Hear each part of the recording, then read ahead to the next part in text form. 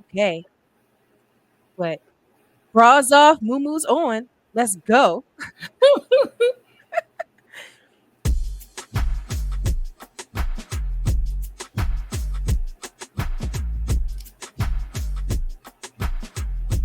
Sup, cousin? Welcome to CoCo Conjure, where we talk about all things hoodoo, folklore, and spiritual journeys.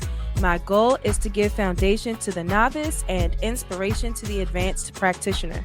If you haven't guessed already, my name is Coco. Ooh, okay, so today's episode is brought to you by Smoke and Stacks Juke Joint. If you want your spirit filled and uplifted, be sure to hit like wherever you are listening. If you want to always be in the know on how to ward off haints and other things that go bump in the night, be sure to subscribe and follow. And we don't take plantation IOUs, but if you leave a comment or review, we might just tap you off with some Shamrock Ale. All right, so in lieu of reading you some like old tales that Zora or Richard M. Dorson collected, that they got from their grandmama or some old black person living on some farm somewhere. I thought we'd talk about the Ryan Coogler masterpiece Sinners, starring a who's who of talent like Michael B. Jordan and Michael B. Jordan.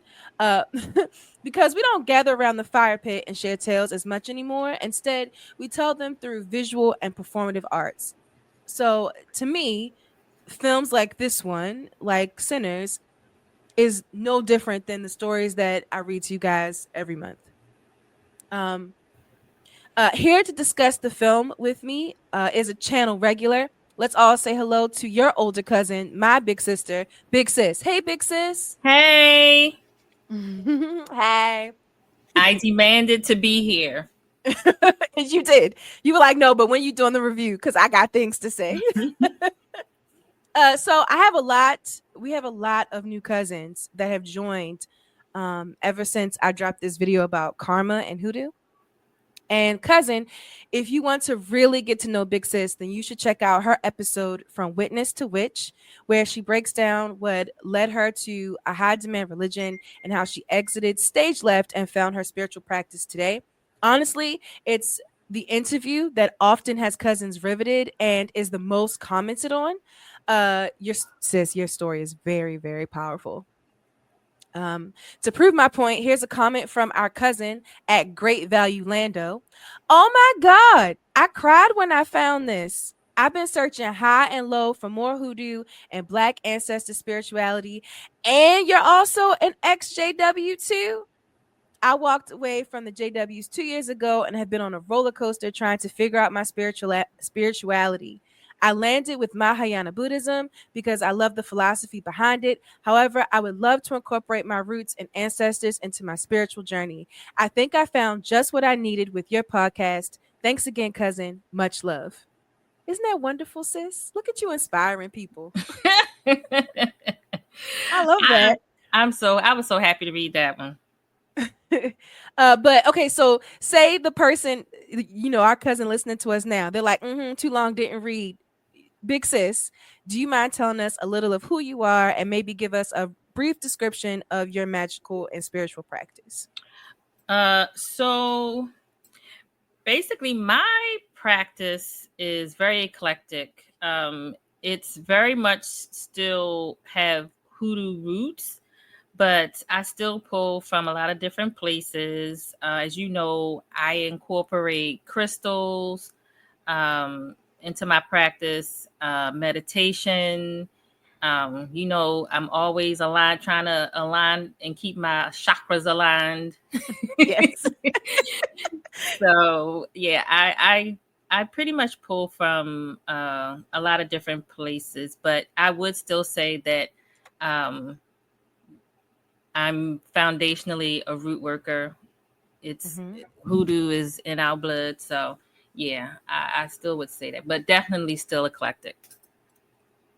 Eclectic root worker. I love that.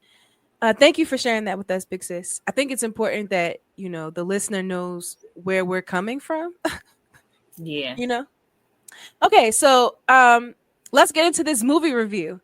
This is going to be a spoiler review. Neither me or Big Sis are going to worry about whether or not you seen this movie. And if you don't know what we're talking about, if you haven't seen it by now, I don't know what you're waiting for. What? At Yes. this What are point, you waiting for? what are you What? waiting for?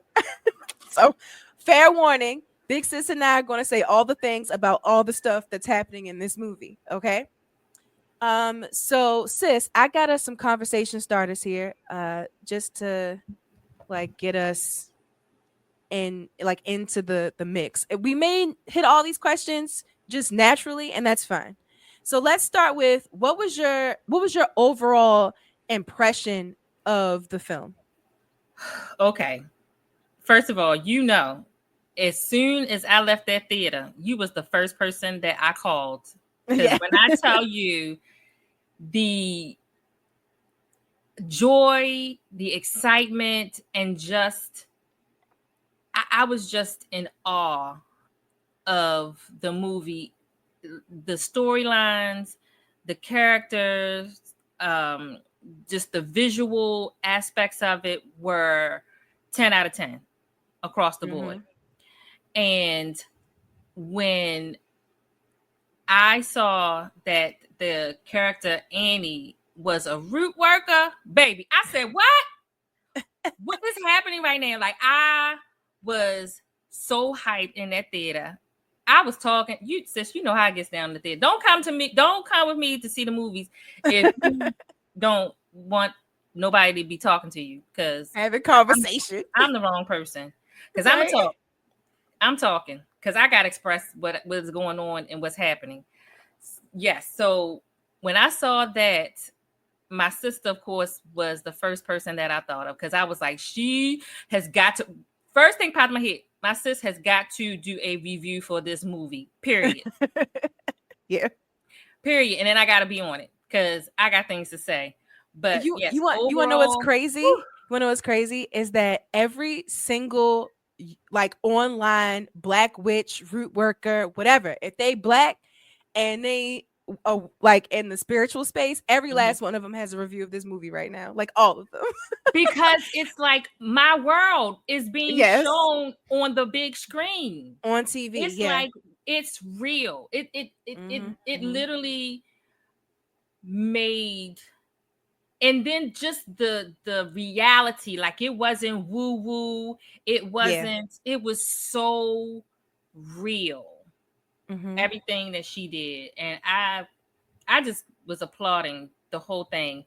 And I just want to thank Ryan in person for letting the world know that we as Black Americans have our own spirituality that just doesn't get acknowledged, or Yeah.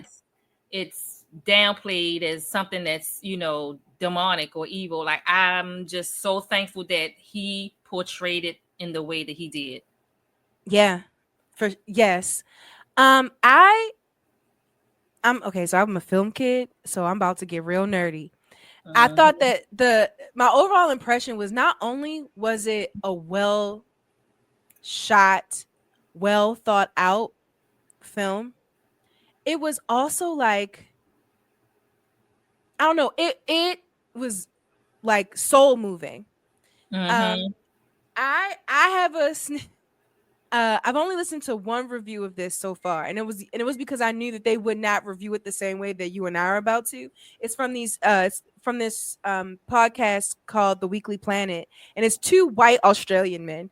They didn't get any of the spiritual stuff, but some of the language of the film, like how Ryan Coogler is able to just express ideas and thoughts through this film, like in a very Yeah. cinematic way, was enough to make these two Australian men who have no idea what hoodoo is. Like they keep calling it voodoo. They have no idea what it is. Literally go, I felt moved. Like you know what I mean? Yeah. Like I watched this scene and like my soul shifted. I feel like anyone can watch this and like your soul will be shifted. for us black people, especially black Americans, I feel Yes. like it's definitely hits a little harder for Mm-hmm. sure, and a little deeper because it's like you said, it's our story on film. But like just his the language in which he speaks when he's like in all of the shots, the way the shots are composed, what's floating around in the shot, you got to pay attention because everything, like little minute details mean something. Or if he's just lingering on someone for a little too long, that means something. Like Mm-hmm. his storytelling ability is amazing. It was, yeah, it was soul moving, definitely. I need And to I see want it to watch it again. again. I was Yes. gonna say I've only seen it once. I've seen a few people said that they've already seen it like 2 and 3 times. Yeah, because we were getting deep into some of the themes, and I remember I told you that there is the one specific part that I really want to listen to again. Yeah. I gotta see this movie all over again because I want to experience it and just like you said, just try to pick out those little details and nuances that I may not have caught the first time to give The me first time. an even more clear picture of what Ryan is trying to, to convey to us. Yeah, I gotta see it again. It's like I you know how I feel about watching a film. Watching a film is not, sometimes it's just entertainment. Sometimes I just want to watch two comedians from a family of comedians pretend like they're white women and I'm going to have a good time, haha laughs. But Mm-hmm. then when you get any film though, whether it's entertainment or not, if you take a second and just interact with it, like you're saying, you're talking about it, you interact with it, you really try to pay attention to what's happening frame by frame, scene in scene, beat by beat. It reads a certain way. The story itself reads in a very specific way that we tell it in an American and Hollywood filmmaking. And Ryan Coogler is one of the few directors out there right now that I feel really um like not only does he understand the language, but he can subvert some of the tropes and some of the like the necessary scenes and beats that we might look for, Yeah, and it, yeah. it still works. Like he's really good at that. I like him for that. He's Okay, amazing. he's amazing. Okay, so what's what's this film about? What's the story of this movie? Girl, it's so much going on. Oh my goodness. Okay, so for me, like especially in the beginning, my first thoughts are that it's two brothers, Mm-hmm. two black men Mm-hmm. that are basically trying to assert themselves in this Jim Crow era. Yeah. They basically said that they left where they were from, the South. They went to the North, Chicago, to make a better living, make money. It didn't happen.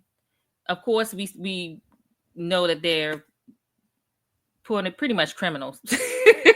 They were That's because they ran with oh my god, they actually said the gangster's name. They ran with a famous like Chicago gangster. yeah. You know what I mean? Yeah, before they left. Uh-huh. And so I believe they pretty much stole from them. So all of the goods that they had to start their juke Mhm. joint were pretty much stolen goods. So we Yep. know that they're criminals. But for me, and I was thinking about this. I think I was just like in the shower or something. But it's to me, it's like in the Jim Crow days.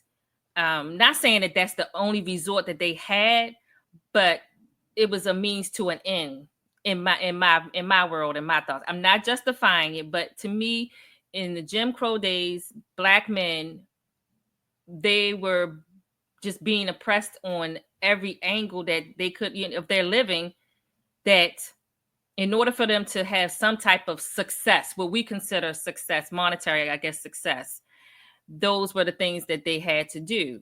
But what they ultimately, they just wanted independent financial freedom. Yeah, Hence the not opening of the juke joint.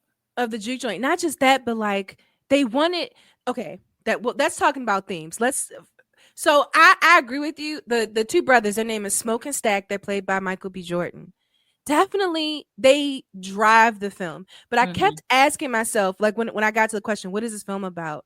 I keep saying to myself, not just what is it about, but like who is it about? And just as much as it's Smoke and Stack story, it's also Preacher Boy story. Preacher That's what I'm Boy, saying. It's so there's so many stories going on.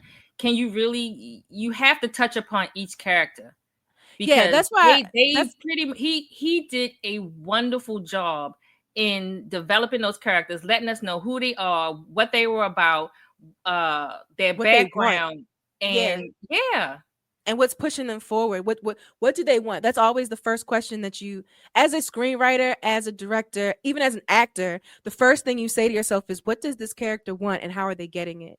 So mm-hmm. you started with Smoke and Stack. The film opens with his name is not Preacher Boy, but that's what they keep calling him, so that's Yeah. what I'm gonna No, call that's him. it. I mean, that That's he a was called nickname. Preacher Boy. Yeah. So Preacher Boy, if it starts, it's one of those ones where it starts at the end a little bit, you know. So he coming into the church. He's called Preacher Boy because his father is the plantation's preacher, like he's the area preacher.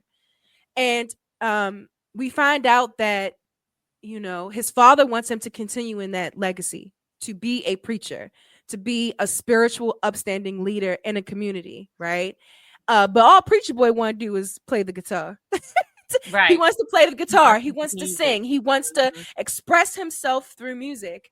And I was like, this is some real Footloose stuff. You know, like that's what Right. I kept thinking in my head. But you get the idea that being a preacher, taking on his father's legacy is something that he could do, right?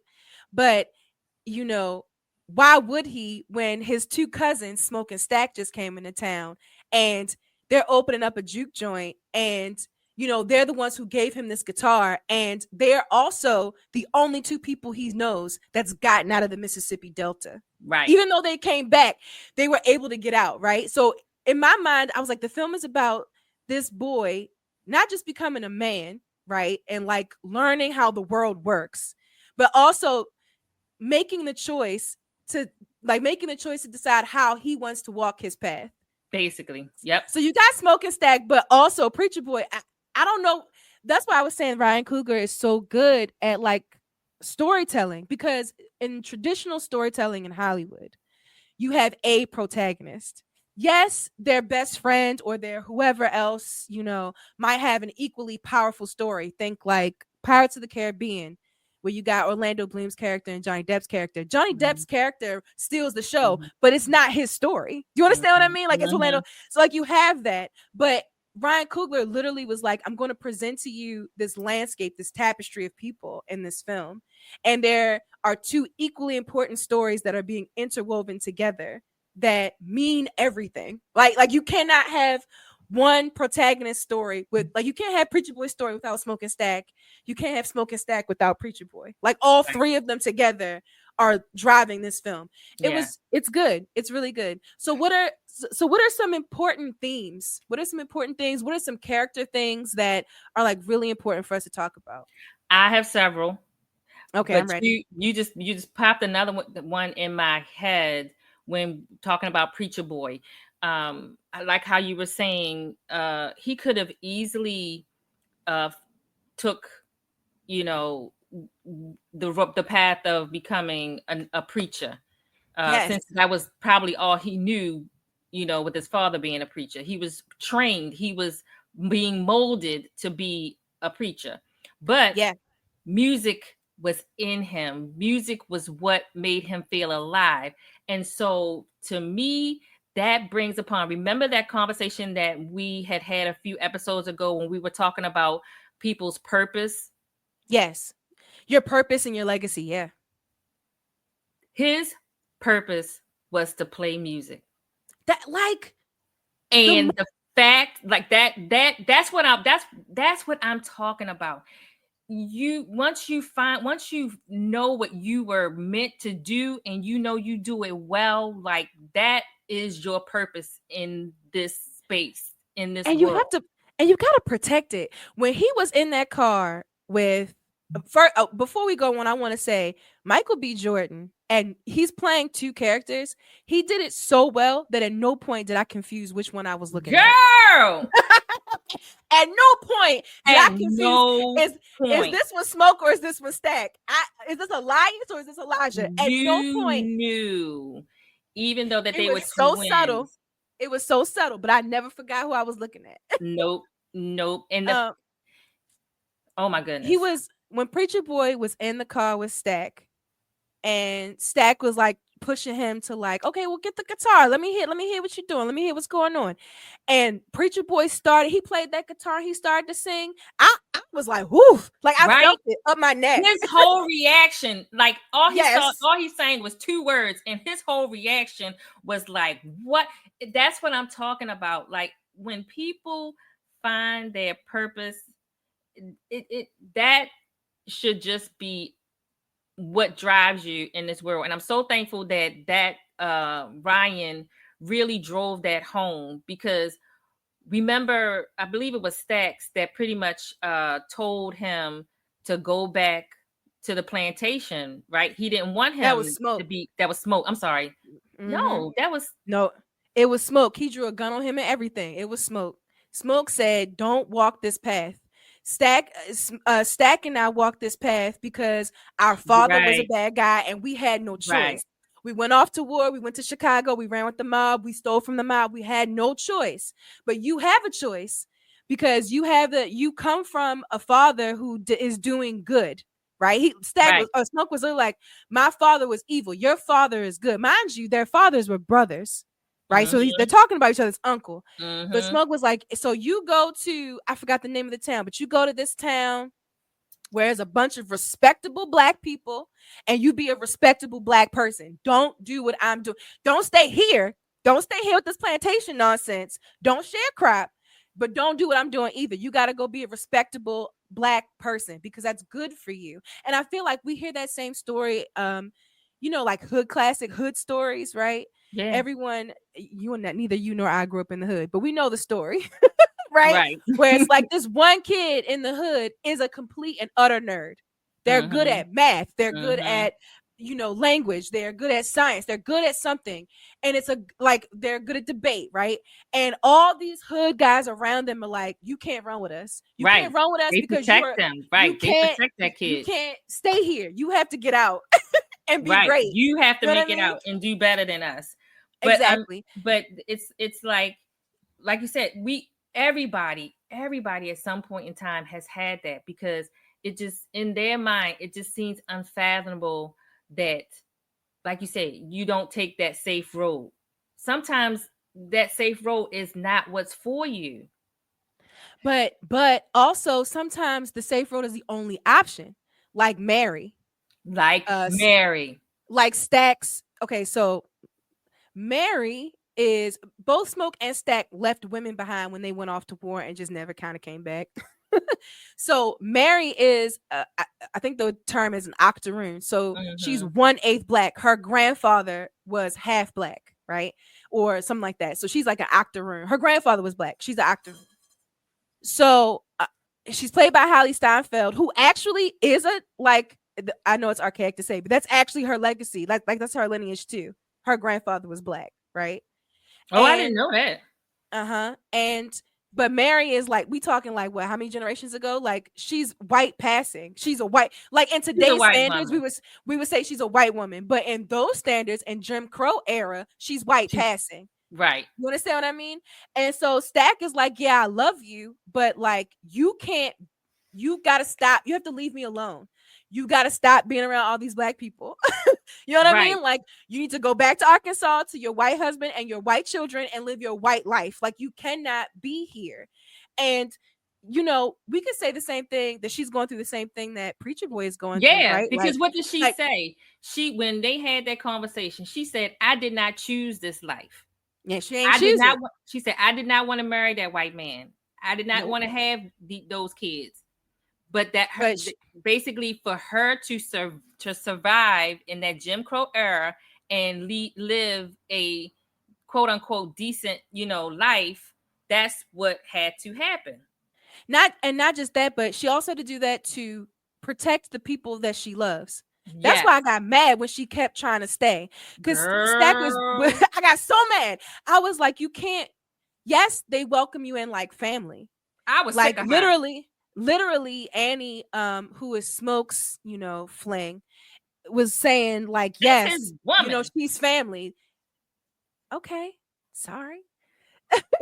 But like Annie was like, she can be here, she's family. That's what she says to, we'll get to the plot twist in a second, but like that's what she says to these, traveling performers, as to why these white people can't come in, but this white woman can be here, Can right? be there. Mm-hmm. Right. And you can tell that no one had to say anything to me. The moment somebody was like, "Is that you, or oh Mary, I remember running with your mama. I'm so sorry your mom passed away." Like she Mm-hmm. was definitely a part of the community.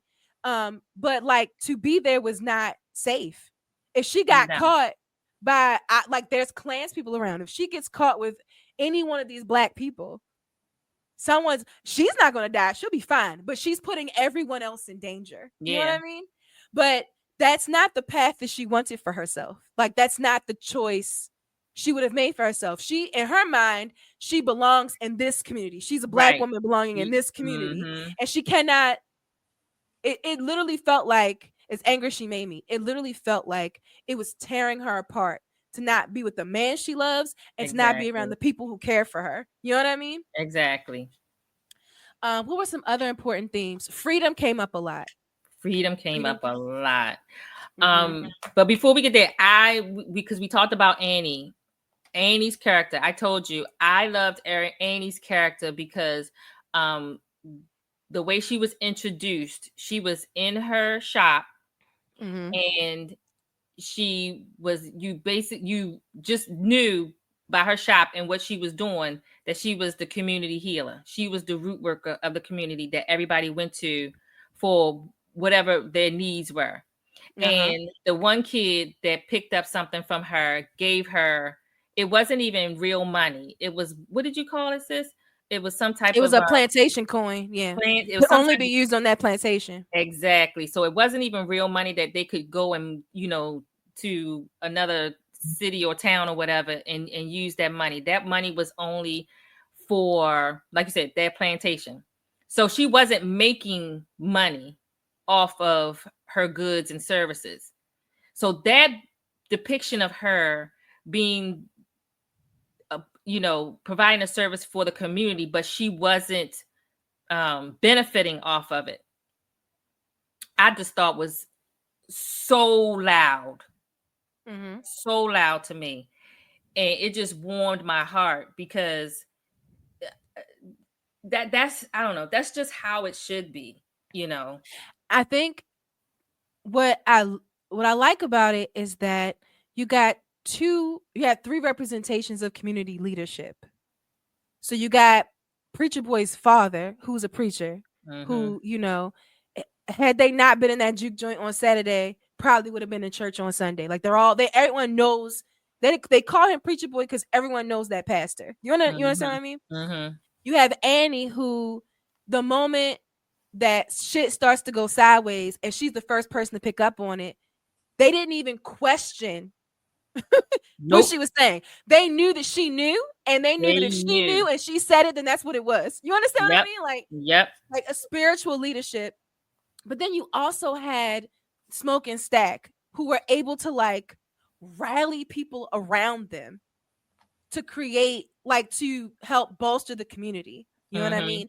This juke joint that they opened was it's not the first black only juke joint, but it was going to be one ran by the people in that community In for that that community. community. You know what I mean? Mm-hmm.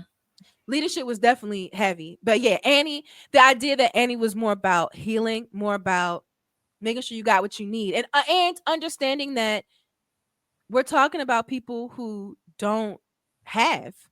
Yeah. And that was a big theme too, because I can't was it I believe it was Smoke. No, that was Stacks. Because remember when Smoke was like, because one of the gentlemen had gave them some of that plantation money, Uh-huh. and Smoke was mad because he like, this not the kind of business that we trying to run. We need money. Like Money, this money, money, yeah. this is not money. This can't be, we can't be doing accepting that in here. And Stacks was like, look, let the man, he worked hard all week long, All week and long. he worked his fingers to the bone probably to just get that plantation money. Let that man have a good time. And that said a lot, because when you work day to day, all long hours, and then you have a little bit to show for it, and you got a little bit of money to go out and enjoy yourself. Oh my goodness. The feeling of it. That's a sort of freedom because you can let your hair down. You're actually enjoying life and not worrying about, you know, bills, and you're not worrying about the troubles, and you they just the whole purpose of that juke joint was having a safe space for them to enjoy life. Yeah. Yeah. And if that's what like and you're in a community where that's all they can do. They're Mm, not they're not the gangsters in Chicago. They didn't leave. They didn't get other opportunity. They are still doing what their enslaved peoples what probably one generation ago did. The only difference is that they have to be compensated. Instead of being called slaves, they're called sharecroppers. That's rappers, the yeah, only difference. You understand what I mean? yeah, Like they're doing their best to survive. And so if that's where you're gonna post up. If you wanted to post up to make money, you shouldn't have done it there. right. You know what I mean? Like, if you're like, are we taking care of the community? Are we making sure that people come back? Are we making sure that we are giving them a space to let their soul glow? You know, Hmm. or are we trying to make money? That's the question. As leaders in the community for Smoke and Stack for sure. Um, so the theme of freedom leads to the plot twist, which if you've seen the trailer, you know what the plot twist is. Oh, Um, before you go there, let me just add this my one last thing that I enjoyed. I enjoyed because I'm back to Annie again. yes. I loved the relationship between Annie and Smoke. Can Be we, child, can we talk about the fact that I literally sat in a theater looking at a woman who looks like me, dark hmm, skin, hmm, all the fat on her hips, ain't hmm. ever missed. She ain't ever missed dinner. Do you understand? Supper was always hot and ready. And Michael B. Jordan, first of all, this is not. I know we shouldn't objectify people, but Jesus, My God, goddamn, yeah. And the way he was rolling up, her skirt. honey, She talk about honey, she talking about your body. Remember me? Oh, ah, and said it in French. child. Yes, I was like, bless But it. but the part that I loved was that when um he was talking about coming back, like, because he just shows up out of nowhere, and I can't remember how the conversation went, but basically he was saying like how he's been in and out of trouble and this, that, and the other, and Annie basically was basically like how yeah, you made it back because I've been praying for you every day. I've been protecting you and praying for you every day since you've been gone. Yeah, Like, don't think that you being coming back is just a fluke. Like, you have been protected. You have a hedge around you, sir. And that hedge he. has been built by me, basically. I got the impression that he doesn't like most black people once they leave the South. Once they left the South, they the Great Migration. A lot of them stopped believing in the hoodoo. Hmm. It went with them. Like I hate when people go, oh well, once they left, it was gone. No, the stories went with them, the superstitions went with them, the magic went with them when they left. But you get the feeling that like he's like, oh, it's just this is Annie doing her thing. Yeah. That's the feeling I got. But you And see, so when he still had he that had that mojo bag mojo, on. yeah, he still He had about that to say, mojo bag on it, so but and deep down in his soul, he believed it. But like you said, just the well, deep belief on it, I think was not I there. can't figure out, and this is where I was talking about Ryan Coogler's storytelling. And whoever wrote the script, I'm not sure if it's Ryan Coogler or not. He did. I couldn't I He could did. not figure out, did he keep the mojo because it's a mojo, or did he keep the mojo because Annie gave it to him? Yep, he did. He gave it to him. I mean, he kept that mojo bag on him because it was something Because she from gave to her, him, and Yeah. she told him to keep it on him at all times. Because when I tell you that man listened to her, Yeah. these I men don't out think here, if they don't get nothing out of this movie, please listen to your woman when she telling you something. Please do it. See, that's the problem. What's going on these days? Because men, think about the men in our child. family, sis. Think about the men in our family. Now, a lot of them have messed up in many things, but for the most part, they listened to the women in our family because they knew whatever came out their mouth was going to come to pass. You're not wrong. So it is. Even like Child. even my dad, he will fight. He fights mom tooth and nail on every Hmm. goddamn thing. But he also said to her recently, "It seems like you have a horseshoe up your ass," and she literally was like, "You know, the blessings come with me. Huh? The blessings go where I go. Say So that. if I'm telling you we have to do this, why can't you? Why are you fighting me? Just believe me. Why do I have to give you a 12-page dissertation as to why, as to why this is what we have to do? Been with me At for what point? over 25, 30 years, Over and you 30, still sis. you still I'll be fight me? 35. So they will have been married for Child. 36 plus another Almost 40 whatever. years, child. Hmm. Why are you fighting me on this? Please, man. This is all that right there. That's like I said, that was loud to me because he understood Annie. She understood him that she did not down him for the things that he did. She didn't down she accepted him for the choices in life that he made. It's like they had an understanding. And this, And okay, the fact, like I this said, is the fact that he listened to her, whatever she said, he did. Down. he there's only one time he didn't listen to her. And it was because he was distraught, which is why I'm trying to get to the plot twist. Because the plot twist is where Annie really came alive. Like she was crucial. She was the witch on the edge of town who was telling you, hold on a second, shit ain't right. You understand what I mean? The only time that Smoke did not listen to Annie was when they found his body being eaten by Mary because she had been turned into a vampire, and Mary was turning Stacks into a vampire.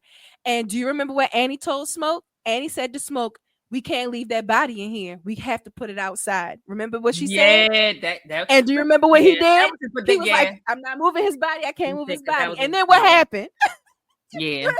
She knew. That was the She only knew. time. But That was the like only he said, time. that's the what she said, we gotta move the body. And he said, that's not a body, that's my brother. Yeah. He was too distraught. He couldn't hear what she was saying. Yeah. But the plot twist, I'm telling you, sis, we got to get to the plot twist. Because once we get to the plot twist, that's when the magic shit really pops off. So let's take a second and talk about vampires. It's a It doesn't seem like it should be. It seems like it's a black plantation story, like a historical whatever. You know what I mean? Like for most of the film. And then all of a sudden, you see this white guy with smoke streaming off of him being chased by Choctaw Indians. You understand what I mean? And I'm like, what the fuck? I knew it was happening because I saw the trailer. You know, I'm a nerd. I'm looking up the movie. I want to know what's going on. And you find out, okay, you find out that the what did the Choctaws say? They were like, oh, the white guy ends up at this house in the middle of this plantation, and he pleads with the people inside who are also white to let him in. And he's smart enough to play on. He sees their clan hoods, and he's smart enough to play on the fact that if he talks about these engines chasing him, you know what I mean, Right. and all this other very black Indian stuff, that they will let him inside. And he needs that. He can't just barge in because he's a vampire and you have to get permission to go inside, right? Mm-hmm. So once they let him inside, the Choctaws show up. Now, here's what I'm talking about. This is where the magic shit really starts to pop off for me. There was one scene before that I'll get back to, but this is where if you know anything, not just about filmmaking, but if you know anything about any magic system, you can start pointing out how this story is about to go. Mm-hmm. Do you remember seeing all those buzzards landing on the top of their Mm-hmm. Top house? of the roof. Hello. Mm-hmm. I caught that. You I understand? did catch Now, that see, one. listen, buzzards only fly around when things are dead and That dying. Mm-hmm. They are scavengers, right? But at this point in the movie, no one had died yet. Right. He showed up at the house, right? The dead man, the vampire showed up at the house, and then all these buzzards start flocking on top of their roof. And Can I I just tell literally, you? Hold up. Can I just tell you how hype when I saw the indigenous people show up? I said, "Oh, it's on." I was mad because they only got one scene, but They also it made came. sense because I if they, said, "Oh, I knew it, I honey." was mad because we only got one scene with them, and to be honest with you, I kept waiting for them to show up again. Like Yeah. I thought that once shit popped off and people got started getting turned into vampires, my thought was, okay, so the Native Americans about the Choctaw about to be the cavalry, and they gonna show up, at dawn, ready to vampire hunt, because No, they said we basically out. that's what they were It was getting doing. dark. It was like it was Yeah. getting dark. We out. Oh, it's getting dark. We gotta go home. We ain't playing this bullshit. Like Mm-mm. they knew this is something they've known. So, which leads me to believe, and later on, Annie says, at first she thought that it was a haint, that when that same vampire shows up at that juke joint and kept asking to be invited in and Mm. kept, whatever, they pushed him away only because they're like, just same thing with Mary. We already got one white person in here. If we get too many more white people in here, it's going to cause a problem for all of us who are black, right? Like, Mm-hmm. this is the Jim Crow South. We can't. It's not that I don't want you in. It's not, like, even Stack was toe tapping to the music they were playing when they were trying to audition to Mm-hmm. get in. And so it's not that I don't even like your music. I'm down with your music, but because of rules I did not create, you cannot be here. Yep. You know what I Yep. mean? Like, you have got Yep. to go because I am not willing to put myself in danger. But then again, thinking back, they could have just walked past technically, but they can't because they're vampires, right? Right. So then, where was I going with that? Oh, so that's how Mary gets turned. Is since she's white passing, she can be the bridge. You know what I mean? The juke joint's not making any money. They got all them plantation coins. These people show up with an audition for music, and they can play. I mean, it's not our kind of music, but they can play, Mm-hmm. and they've got gold coins on them. And Mary says to Stack, I mean, if I look like them, I might as well do something to help us, Right. That's right? the point I got. I was like, come on, sis. Using her Yeah, whiteness for the benefit exactly. of other people. She was like, okay, so let's bridge some gaps. Let's get, not necessarily because, oh, everyone is one human race. No, we need to make money. Like, you're my man. I want you to make money. I want to be your partner. I'm trying to stay Mm-hmm. with you. So I'm gonna help you with this. And of course she gets turned into a vampire, bless her soul. So Yeah. she gets invited in, and she does it in a real slick way. So if you're not paying attention, just like, with the clan, when the vampire showed up at the clan house, just like when the troops showed up, to and they were talking to Cornbread, who's the doorman, and they're trying to get in. Mary did it in a real slick way on how to get in, right? You gonna Yeah. let me in, Cornbread, or you just gonna stand there? Meanwhile, Mary's been in and out of that place all night long. Why she need Cornbread to Mm-hmm. invite her in, right? Mm-hmm. So then Mary turns, we all, like we said, Mary turns Stack into a vampire. And at first, Annie thinks that it's haints, right? She's thinking, Mm-hmm. oh, these are haints, right? And then when she realizes, oh, they got a thirst for blood, I just threw pickled garlic on his face because I heard in a story that somebody told me that vampires don't like garlic. You know what I Right. mean? Like, she starts to piece together they're vampires, but she literally said, it's a story I heard. So I'm Mm-hmm. I'm driving home in the car, and I'm like, a story she heard. The only people in that entire film who knew what they were off the jump were the Choctaw Yep. natives. So she's never dealt with vampires before. She's never seen them before, which leads me to believe, and she's a root worker, right? She learned from somebody else who learned from somebody else who learned from Mm-hmm. somebody else. That leads me to believe that they've never shown up in the black community, or at least not in this black community. So whatever story she heard had to have come from natives. It's like, I was Mm-hmm. like, they had to have come from the Choctaw. I Mm-hmm. can't wait for the Choctaw to show up. You have no idea. You have no idea. I'm kind of sad they didn't show up either. But yeah, But I was I so loved happy to it. see them though. Yes. But I loved the idea, not just with Annie and her story, but also with Preacher Boy and his song. This idea that it's the magic is in the art. Mm-hmm. You know what I mean? that the only reason why Annie possibly had, like, they had a fighting chance is because Annie heard a story from somebody somewhere one time. You know what I mean? But sis, And the reason why they showed up was because Preacher Boy was singing to the heavens. You feel what I'm saying? right. But what, remember, because when we were talking, I had asked you. That's why I need to see the movie again. In the beginning, how it was saying how basically each culture had this type of music man, but each one was called something different. Yeah. Every culture around the world has a bard. That's not what they called him, but I played D&D, so the bard, right? Mm-hmm. And the bard, when if any of you out there play D&D, you know that if you have a bard on your team, they can give you inspiration that makes your magic powerful. Their music is enchanting, like, or if they're storytellers, their stories are enchanting. They're high in charisma. They're able to shift the mood, the space, the Mm-hmm. the fight, the whatever it is you're doing. They're able to only uplift it, to bring it out, right? Because it's like they have the charisma they have is able to touch, like, the very soul of what's happening, and every culture has that, Every culture has it.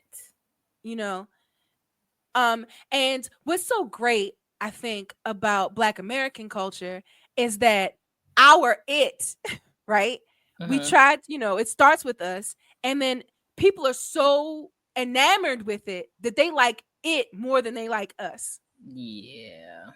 You understand what I'm saying? Like, Mm-hmm. our it, the R&B music, the blues music. It's called R&B because white people started playing it. So now it's not just blues or race music. Now it's R&B, right? You know what I Mm-hmm. mean? Mm-hmm. The way rock and roll. Everyone thinks about Elvis Can we talk Presley. about that scene? That Okay, scene is when one when of the most magical scenes so ever so recorded.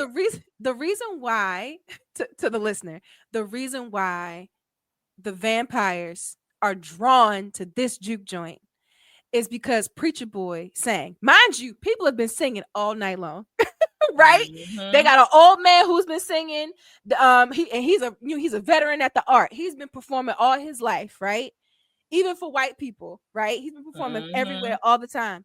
But Preacher Boy gets up there with the guitar, and he's not even on stage when he starts singing. He just starts singing for the heavens. And what he's singing about is telling his father, I know you want me to be like you, but I cannot put down this guitar. You know what I mean? And Mm-hmm. the way, sis, again, visual storytelling. Mm. I was like, yo, he about to set that roof on fire. And then the screen pans to the roof being set on fire. Mm. And then he had everybody in there. The I'm Girl, he starts playing. The first person you see is like a rock and roll guy. Yeah, He has his guitar and he's playing like his straight from the guitar right 80s. next to him. Yeah. Then you look next. Then the b-boys come out. They dancing in a circle doing break dancing. Then you see, honey, just people like from the past, and if then you just see different people from different. Oh my goodness. I can't The even the verbalize voice it. the voiceover said that every once in a while you have someone in a generation who can play their music, or whatever their art is, but specifically in this case, can play their music so well that it conjures spirits. Yep. It conjures, and like it takes this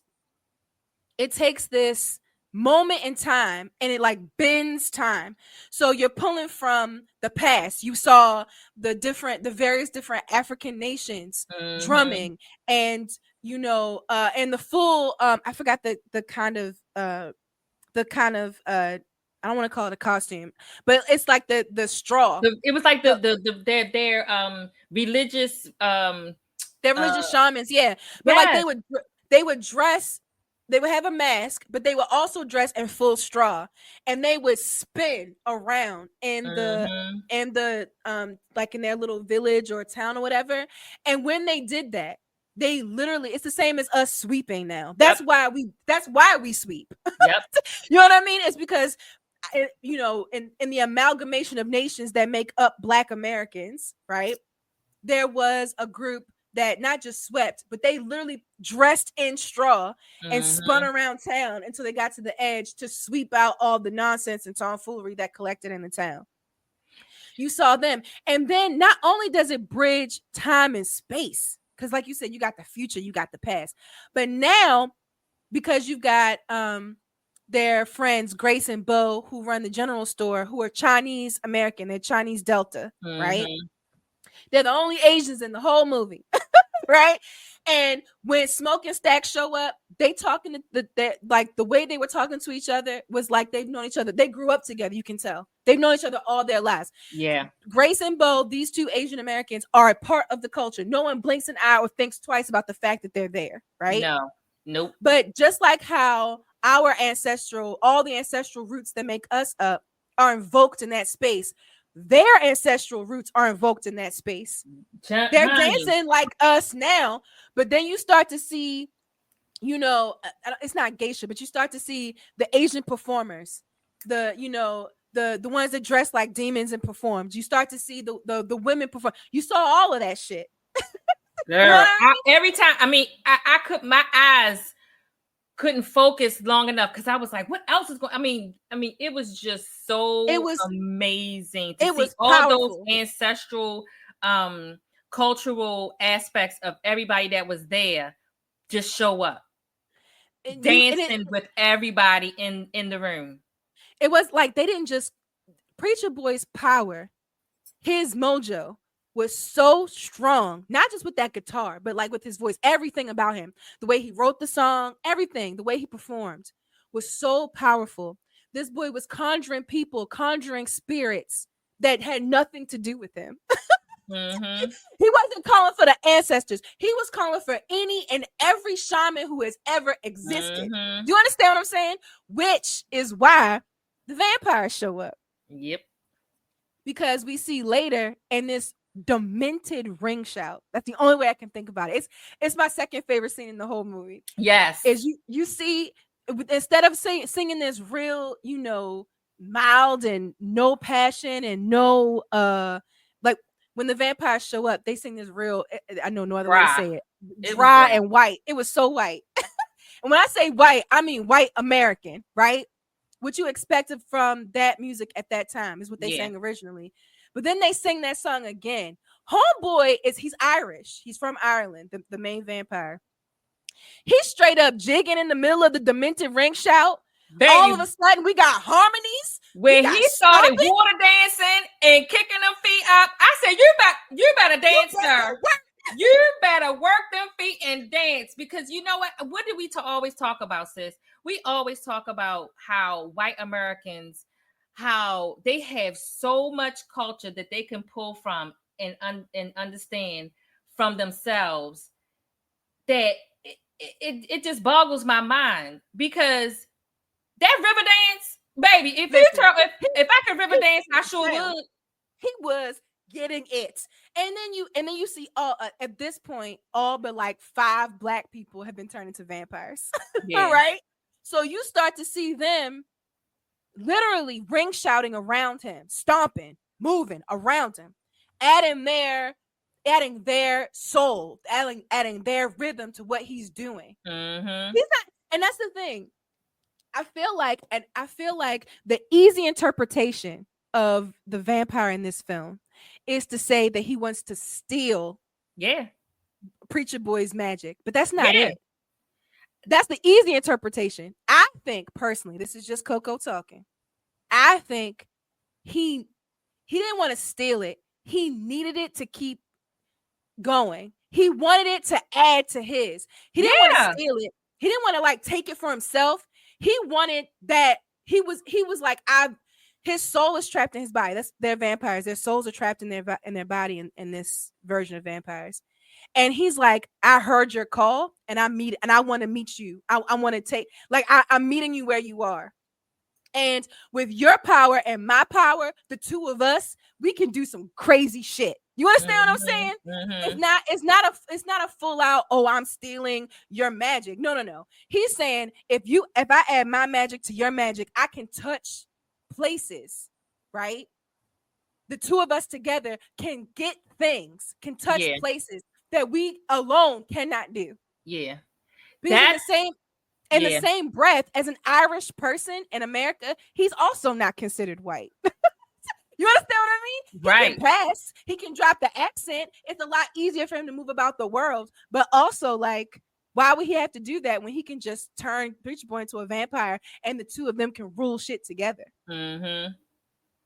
You understand what I'm saying? That's why I wanted to listen to his speech to Preacher Boy again, because I kind of got lost in it. And remember what I was saying, like you said, my first understanding of it, I'm like, nah, it's deeper. It's deeper than that. It's deeper It, than that. And it seems like he was old.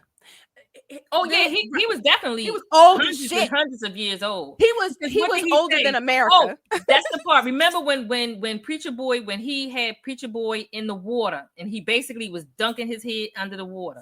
My third favorite scene. It was like an unholy baptism. I was like, I'm like, Ryan Coogler is hitting all the spots. All the Everything that spots is, here. if All if of you know them. what you're looking at, if you're spiritual and you're in this game and you know what you're looking at, that movie is going to speak to you in a level that it will not speak to other people. Because the moment he started dunking that boy into the water and we start to see all those black people on shore, and he's telling him about the benefits and what he can do if he became a vampire too.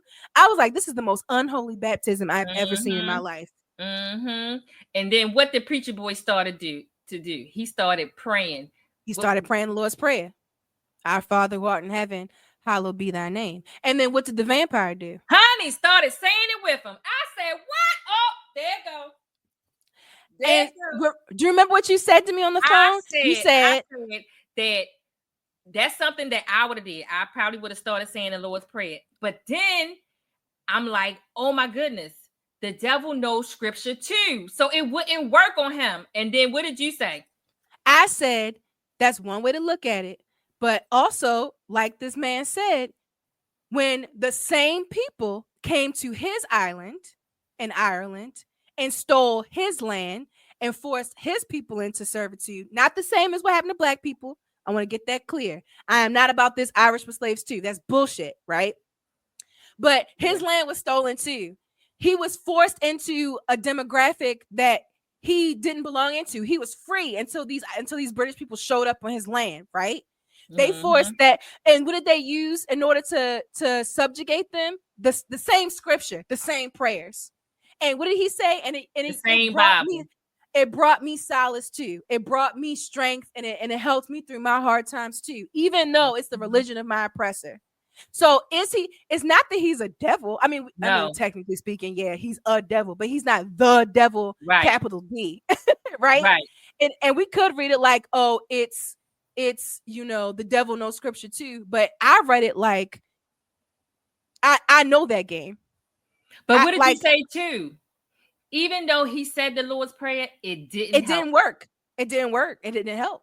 It meant nothing. It meant nothing. It meant absolutely nothing. You want to know what did help?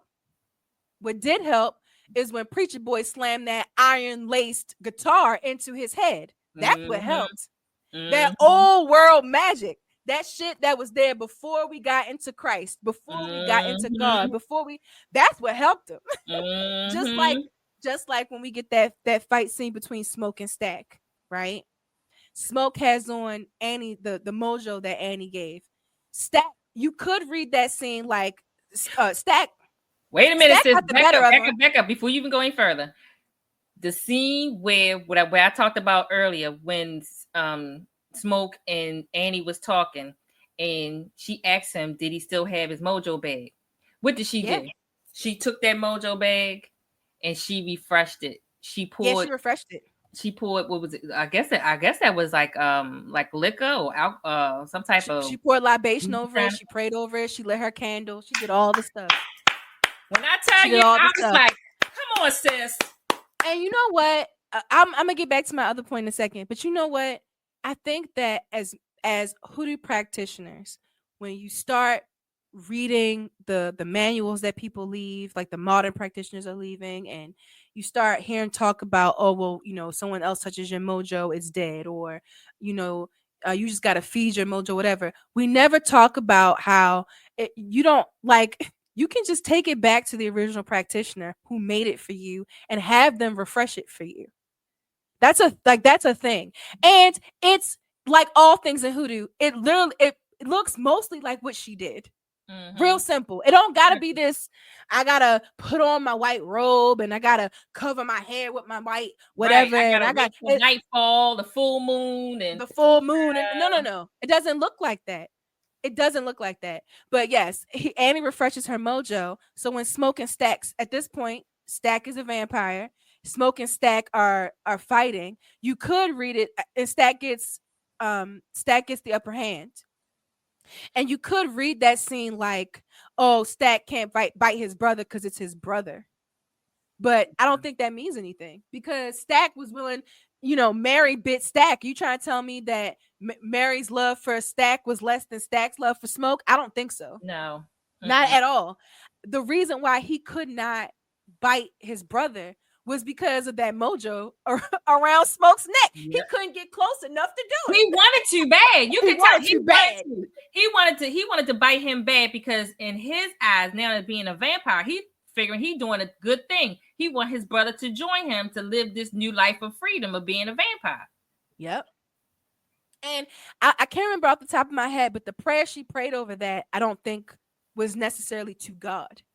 She No. was praying to ancestors, I can't remember who it was, but I don't think it was to God. She ended it with Ashe. She Mm-hmm. didn't pray to God for that. But yeah, look, as a secular hoodoo, I clocked it right away. I was like, oh, that Christian shit ain't working. It's not working. And my thing is to skip to the end a little bit. So after this crazy ass night, right? Preacher boy survives. He survives. And he rolls up to the church because he promised his father he would go to church to help him with the sermon on that Sunday morning, right? He rolls up to church. He's bloody. His guitar is all in half. I think all he got left of the neck is the neck of the guitar, right? Mm-hmm. He's seen evil that night. You understand what I'm saying? And what does his father tell him? Put down the guitar, son. I told you that when you start singing, when you start doing all that stuff, you call evil. I mean, he wasn't wrong. The preacher, his dad's not wrong. He did call evil in that night. You know what I mean? He did. But put down the guitar, son. Put down the guitar. And then, like, mid-credit scene, Homeboy is literally became one of the best blues musicians that ever lived. He was like, I'm out. That Because yes, what you're doing is uplifting. Yes, what you're doing gives me comfort. But you want to know what I know? That when it comes to practical stuff, it don't work. So if it's not gonna save me from vampires, I might as well hit this road and hello. rebuild this guitar and live my life the way I want to live it. Right. And look, and that's what I wanted to talk about because I had asked you this too. The correlation between blues music and hoodoo, like Oh how yeah, they basically are very it's much intertwined. yes. Yeah, but blues musicians, they talked about what they knew, and they're coming out of the South. Mm-hmm, So of course they mm-hmm. talking about hot foot this and my mojo working that. Yes, definitely. And it wasn't until white culture, like white folks appropriated the music. Yeah. I wish I could say appreciated and added it because there are moments in our culture and world culture where that happened, but that's not what happened with blues. No, I mean, I I do believe there is a true appreciation for it because I did Now, read, yes. I read an Yeah. article, the actual gentleman, and he is, where's he from? Switzerland? No, he's not from Switzerland. I forget where the gentleman that composed all the music. Oh Let me yeah, tell no, he you, gets it. Ryan Coogler, let me tell you, this He got man, it. and see, he's the type of person that I am. If when you build bonds and relationship with creatives, he keeps those relationships. Apparently, this is the same gentleman that that did the music for this movie. did the music for Black Panther, and I believe his other movies also. Yeah, So and the Rocky movies, the Creed movies, yeah. yeah, yes. So he has a true relationship with this man. And the article that I read, it was saying how this gentleman, wherever he grew up in Europe, his father was a blues fan, like a Yeah. heavy blues fan, and Hmm. he had blues music in the household. His father took him to see blues musicians, uh, and it said that when he was born, his name was supposed to be Albert King. His father wanted to name him Albert King Albert King. after a great blues musician, but his mother was like, no. And I believe his name is like, it's not Beethoven, but It's like it's Ludwig. It's yeah. Ludwig, yeah. Yeah. Um, that's when I was talking about there are moments in time where it's appreciation, not appropriation. That's what I'm talking about. Another big example of that is the band Queen. You know I love me some Queen. Yes. And Freddie Mercury. Freddie Mercury wrote Somebody to Love because that was his ode to Aretha Franklin. Mm. He literally called it he called it black music, black gospel music. He was enamored with that shit. He loved it. He thought that she was one of the greatest to ever do it. And so he wrote the song. And when you listen to Somebody to Love, it sounds like something that Aretha Franklin would sing. Mm. But this, you talking about a gay man with Arab, I think he was Arab lineage, Yeah. British born or something like that. Like, he don't know nothing about no black gospel music. But also, have you listened to Freddie Mercury fucking sing? He's a child. What is that? Right. The first time I ever got introduced to the band Queen, I said, oh dear God, this man, just like Preacher Boy, I was like, this man is moving my soul. I Yeah. cannot sit here and not sing along. I cannot sit here and not dance. I hear the influence. I hear the Elvis Presley influence. I hear the Aretha Franklin influence. I hear the Little Richard influence. You Mm-hmm. know, don't stop me now because I'm having a good time, having a good time. He started hitting them keys. I said, sir, you are everything right now. I was Yeah. like, this is all I need. But like, he didn't grow up with that shit, but that was him responding to what he heard. That's one creative person being like, oh my God, that shit's fire. I want to add to that conversation. Right. Which is not what, but that's not what happened to blues in America. True. You understand what I mean? True. It's not what happened to blues in America.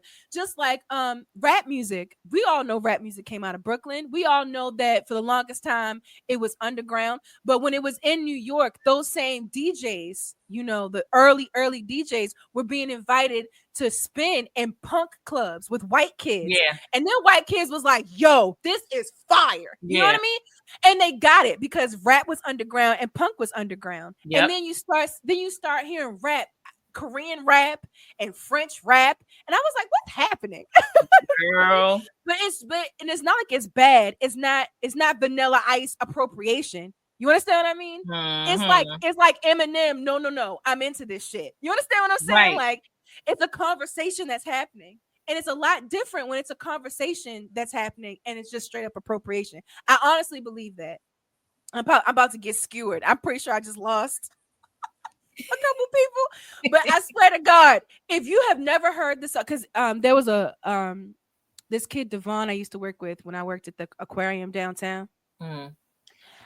He was like, what you mean you never listen to this rapper, that rapper? I said, listen, I appreciate rap, but you know, even now, sis, right? I'm not real big into rap, right? No. But I'm like, but I love R&B. I love music. Anything that's gonna get my ass to shake or make me cry, I'm down, right? I was like, but have you ever heard of Queen? And he was like, what? I'm not listening to these old white men. And then I literally put my headphones on him one lunch break, and I was like, listen to this. And I think I played Somebody to Love. And then I told him, I said, what's killing me is that conversation is cyclical, right? I said that doom doom doom doom doom doom doom. When you're thinking of a rap song, but that was actually sampled from Queen. Another one bites the dust, right? Or you thinking ding ding ding ding ding ding ding ding ding ding. Right. You know what I mean? And that's not where that came under pressure. That's the police. Like these are artists who are maybe in two different genres, and those genres may be predominantly listened to by white or black or whatever, but they're above that in this moment. These are artists listening to each other and then having a conversation. That's That that yeah. that baseline and another one bites the dust is a response to what's happening in American black music, and then an American rapper took that baseline and decided I want to rap over that. Do you understand what I'm saying? Mm-hmm. Mm-hmm. I was like, That it's a conversation. that's why growing, growing up, I and you too, I grew up in predominantly white schools. So Yep. of course I was exposed to um and I don't want to call it white music because that's the whole point of me saying not wanting music. Music is not black nor white. You were It, exposed to good music. music is not a race. Yes. No, Music it's is not. music.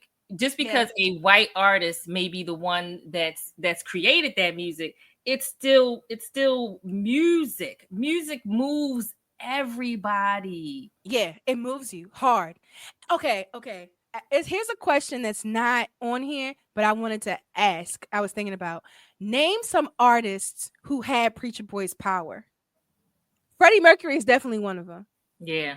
If you've never heard Original Queen, not Adam Lambert, although he can't sing a damn song. I'm not saying he can't. But if you have never heard Freddie Mercury sing, you've missed out on something. That man, Yeah. especially when he did World Aid, he had that call and response like it was a fucking plantation chant. I said, this fool is everything. Another one is, I know some people are going to go to Aretha Franklin, but for me, Whitney Houston had that Girl, that's what power. I was about to say. Her name was the first name that popped in my head, Whitney She Houston. had that power for Because sure. when I tell you when I listened to her do the what was that, the Super Bowl? She's The national anthem, I was never more proud bitch, to be an American. bitch. It's like I was like, Whitney, I you was don't gotta sing screaming. that song like that. I was literally screaming. Yes. If you and that's why when I'm listening to some things and I'm looking at people and I'm like, you must be dead inside because how are you not moving right now? Like what? How are you not moving? Sis, I was watching, it was a clip, I think it was on Instagram, and it was this African woman. And I'm about to cry right now. I am literally just thinking of the moment. I think it was some type of South African cry, like a call. Yes. Sis, the notes that came out of this woman's mouth, when I Yeah. tell you, I felt it deep within me. I Mm-hmm. said, whatever this Mm-hmm. song she's singing, Mm-hmm. my ancestors knew it because I'm Mm-hmm. telling you, I Mm-hmm. was in tears. That's, Mm-hmm. I wish I knew her name because I'm telling you, yeah, that's power. And Yeah. I'm looking at the comments. Everybody was saying they was in tears. Cause why? Why she have to sing like that? Why she gotta make me wanna like fall over and weep? And you probably didn't even know what she was saying, right? I had no clue what she was It's just no saying. clue. Yeah. I had Uh no knowledge of what she was saying, but the way it shook me. yeah. Um um one other person, and it's gonna make a bunch of black people mad too. One other person that is like that right now is Bruno Mars. Girl, I ain't that man writes hits on let hits. me tell you, If I will fight you say you don't like anybody that says child, anything to slight Bruno Mars's name. You're not gonna do that in my presence. No, you won't. and again they're talking about, oh, he's appropriative. He's not actually black, but he's No, blanking on no, black music. No. no. Do you this man is in the studio and he's like, oh, I want to get that 90s, whatever. And he starts banging on a drum, and next thing you know, you got the song Finesse. This man understands music in such a way that he can go from singing with Lady Gaga like he's in a country western, whatever, to talking about hey kitty kitty, hey kitty kitty, and the To most vile, me, like lewd. Like he understands music so well. Bruno to me is like a new age preacher boy. He Yeah, had no choice no but to choice, be an entertainer. no choice, No none. choice but to be an entertainer. Because what? Even when you look at his young, what he was like 5 years old or something, Yeah, singing yeah, like he a grown ass man. yeah. And when you turn on one of his songs, whether it's 24 Karat Magic, whether Honey, it's whether it's what's the other song that Miley Cyrus wrote a response song to? When I Was Your Man. But whether you weeping or you dancing, you're moved every time. I think your youngest son, my youngest nephew, he said, "Yeah, I don't like Bruno Mars, but I can't deny that shit rocks. It hits, yeah, yeah. It might not be the first thing you turn on. You might be listening to some mumble rap, and you like your gangster stuff, and that's what you're about. And I love that. But also, you can't deny that he's got power in his music, Absolute power. power in his music. We don't think about that. I think, and my what I was saying earlier is that it's not just music. There are people in this world who can weave stories in such a way Mm-hmm. that it really hits you. You know what I mean? Every Mm-hmm. time there's not a every time a Ryan Coogler movie comes out, everyone's talking about it. It could be Black Panther, it could be Fruitvale Station, it could be Creed. It doesn't matter. You know that whatever you're about to watch is about to be top tier. And if you pay attention, you don't just let it wash over you. You can really get something out of it. You know what I Yeah. mean?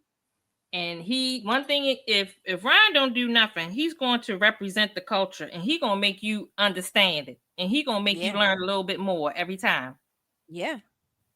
Yeah. In the article that I read, also too, he was talking about because blues music played a huge part in the movie. He was Mhm. saying he was introduced to it by one of his uncles, and how his uncle was exposing him to all the different blues artists and stuff like that. And he said literally I think his uncle just passed a few years ago, and he said Oh. he literally plays blues music as a way of conjuring his uncle. Yeah. Yeah. For sure. You do that too, right? I do it. I put on gospel music.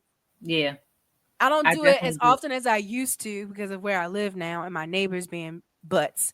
But yeah, I put on blues music, not music, gospel music, it. and Hmm. just jam for the ancestors. Yes, Sing it like I believe it.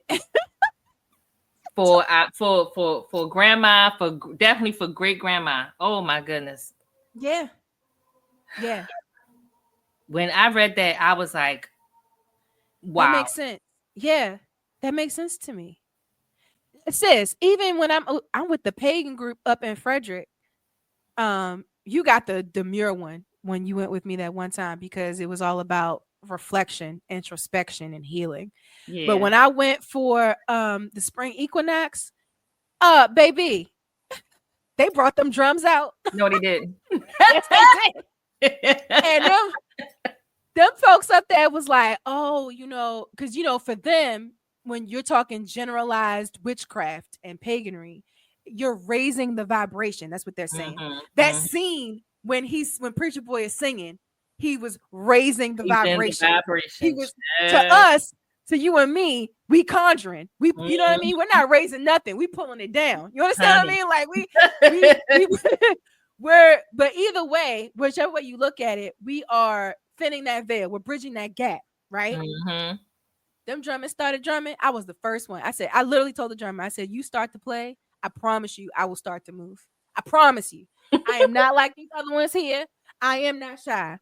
I've heard you play before. I know what you can do to that drum. You Mhm. start to play, and I promise you, bro,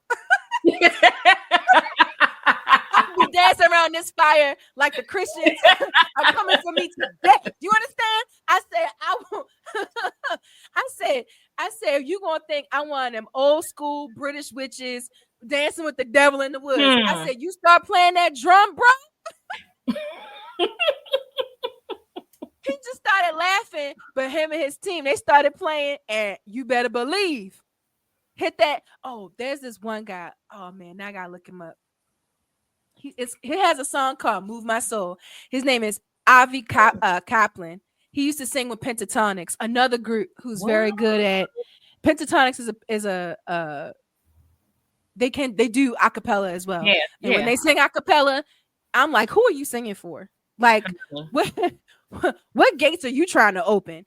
But his name is his name is Avi Kaplan. He has this song called "Move My Soul." And it literally starts with dum, dum,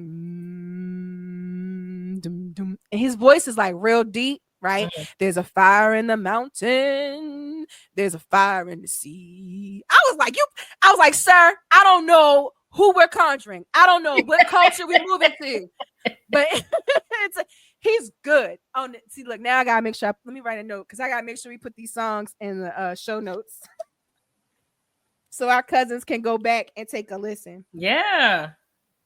It's an Ivy conflict. That makes sense to me. It makes sense to me. He's playing music for the ancestors, for the person he lost. Move my soul. You were talking about Alex King. I don't think that's right. I'll go back and listen. I don't know a lot of blues. I'm sorry. We talked about Queen, Somebody to Love. Yeah, like it's transforming, and but like across genres, I think across art forms, Yeah. we are storytellers. As a people, like human beings, we have to tell stories. Mm-hmm. I think I don't got no science to back it up. I have no sources. I like to break out well, this doctor said this, but I don't got none of that. I honestly believe that the reason why we were able to survive as long as we have as human beings on this planet, not just as Black people, but specifically, that as well, is because we developed the ability to tell stories and to gossip, right? Yeah. We developed, and gossiping and telling stories eventually led to religion. I'll do an episode on that. I'm pretty sure I can make that link. But like the ability to socialize, to come together and all believe in one thing and understand what's happening in our community and know who to stay away from, whose food not to eat. To know Mm-hmm. or like small things like in this movie when Cornbread, the doorman, he goes out to take a piss and you hear the vampires in the woods. You see their eyes floating, Yeah. and they go, "Come on, cornbread. Come on, cornbread. Don't you want to be That free? was a good scene. Oh my goodness. Cornbread, don't you want to be free?" Like I'm thinking, and as I'm watching, I'm saying to myself, "Didn't nobody tell him not to answer your name in the woods when you Child. hear your name called and you're out alone somewhere? You don't answer. I was so mad at him too, because I'm like, yo, You don't if answer." you I don't was hot like, the hell up out of there. so did Annie just never spend time with this man? I was Right. like, how does he not know that? How did he fall for that? Well, remember too, he was from another plantation too. But it doesn't matter because across the South, sis, Very true. across the South, not just in Very true. us. That's all. We're also talking about the Appalachian people. The people in the Appalachians. Yes, there are blacks up there as well. But when we talk Appalachian folk magic, that's Scottish and Irish centered, not African or black centered. They say the same fucking shit. If you hear your name Mm-hmm. called out in the woods, don't answer that shit. If you don't keep on stepping. Right. You know what I mean? You don't answer that. I was like, come on, cornbread. That's conjure. That's superstition 101. What are you doing, bro? All right. We've talked enough, sis. Final thoughts. Anything else you want to bring up? Because I had me look little notes, but I think we touched on every. Oh, we didn't talk about the magic on how Annie, because I said, wait a minute, how Annie going to make a mojo bag to save Smoke, but she can't Not protect herself. herself? How's she gonna That was get bit? definitely Uh-uh. that was I don't definitely a believe that. plot hole. That was definitely a plot hole Yeah. for sure. That's the Um, only problem I had with the movie. that was yeah. That was definitely a plot. Oh, we didn't talk about the ending. Not the mid credit, but like the ending of the full movie. So we find out Okay, how that about I missed the end credit? Why nobody ain't I, tell me? I saw the mid credit. I never saw the one at the end, but I think the one at the end we can probably catch you online because it's the guy who played older Preacher Boy. He's an actual blues musician. It's him actually performing.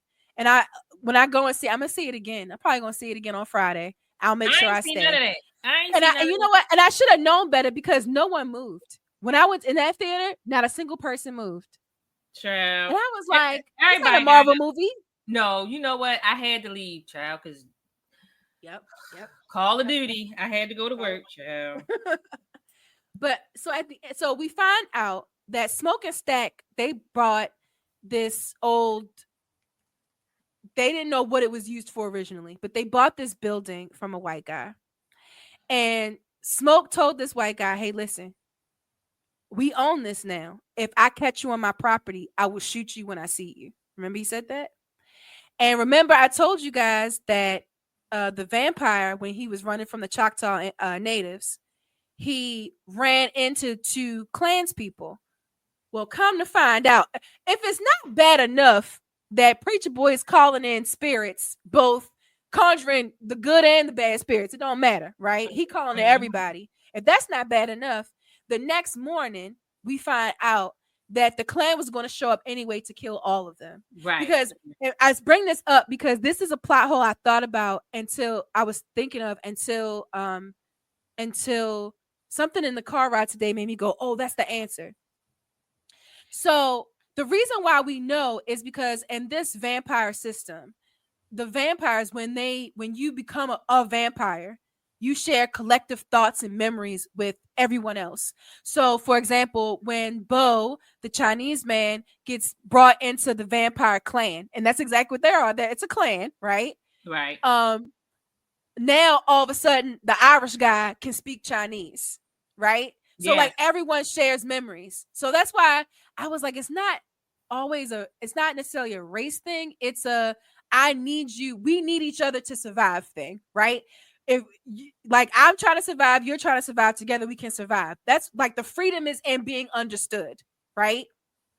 So he tells Smoke, "Hey, listen, you were going, if it makes any difference, you're going to die anyway, because I bit the Grand Wizard's nephew, and I already know that tomorrow morning every clan member in a 50-mile radius is about to show up to this place and kill you anyway, right? So die tonight with power, right? And be a part of my clan where we can take over and be free, or die tomorrow because some white racists decided that they wanted to take your money and kill you, right?" Mm-hmm. And with all the hubbub going on with the vampires, I totally forgot that the clan was showing up the next day. But you want to know who didn't forget? Smoke. He ain't forget shit. Right. So even though we just had this whole thing with the vampires, Smoke is going back to his military training and he's sniping clan members left, right, and center. He killed all of them. Now, in the scuffle, he also ends up dying. But I remember thinking when I left the theater, how are they going to explain the fact that all of those black people died? Like literally are just Yeah. gone, right? How are they going to explain that? And then it dawned on me, oh, they'll explain it because they'll say the Klan showed up. Technically speaking, the next morning, what, not even an hour after the sun came up, the Klan showed up. Yeah. Yes, Preacher Boy got out, but Smoke stayed. So basically, Preacher Boy could literally just tell everybody, oh, the Klan showed up, and Smoke and Stack, they walk around with their, their war chest, and they took the Klan out, but the Klan also took them out. I was like, that's such a major plot hole that they're going to explain how all of these people, and we're talking like the whole community, most of the community just died that night. You know what I mean? But you gotta And it's like remember, sis, we back in Jim Crow Jim South. Crow, Black right? They're people going to went sweep that. missing all the time. I mean, a whole town, that's something to be said. But Yeah, black people went missing all the time and they just turned their head and they never went to looking, and didn't say never too much, questioned it, ain't said nothing. but also they can sweep that shit under the rug because now it's just a story of black people fighting Klan. So we just gonna move on. Mm-hmm. But Smoke took all of them out. I was like, that makes sense. That makes sense. So yeah, that was a plot hole that is definitely, wasn't explained, but I see how it could be explained. Okay, so what's your overall takeaway from this film? I, I gotta see it again. I'm just saying, like, there's just so many layers, beautiful layers to this movie. I just am like in awe and thankful to Ryan Coogler that he literally wrote this in 2 months. It's a And solid movie. It's real. It's real oh, firm. I'm just, it's original. Um, I'm just thankful that he is actually telling stories that are true representations of Black America. Yeah. Did you know that um it was written Variety or somebody like that, like a major news source. It was written that in 2050, 25 years from now, Ryan Coogler will own the rights to that movie Honey, instead honey, of the studio. yes, he got, Yeah. and then this man, he he is, mm, and I think apparently he was paid before the the movie even came out, and that's not typical. That's Typically, not the studio yeah. they get their money back, and then they pay everybody else. No, he Well, got his money. people get a salary. You know, you get your salary, but you also get back end deals. And it sounds like he got his back end deal up front. You know what Mm-hmm. I mean? But Up front. I But the saw I fact that saw this man, somebody. because how old is he? He's what, in his late 30s. I don't think he's 40 yet, right? No, I don't So think in so. 25 years, he's still gonna be pretty young. And I know he has children, but to think that just with this one film, that's generational wealth. Like his children, his children, their children, like if they they ain't gotta worry about nothing from It this was one it was movie. no. It was Variety. So hold on, let me get my glasses on. I'm gonna read you this. It looks like a tweet,